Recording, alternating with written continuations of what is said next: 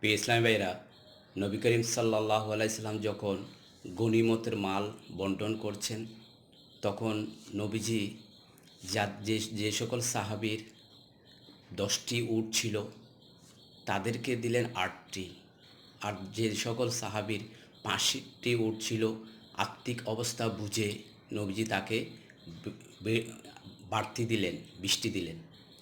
তখন সেখানে জুলকওয়াইস নামে এক ব্যক্তি ছিলেন।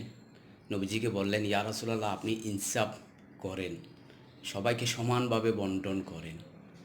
কিন্তু এই যে জুলকওয়াইস জানেন না যে নবী করিম সাল্লাল্লাহু আলাইহি সাল্লামকে আল্লাহ সুবহানাহু ওয়া তাআলা পাঠিয়েছেন হিকমত দিয়ে।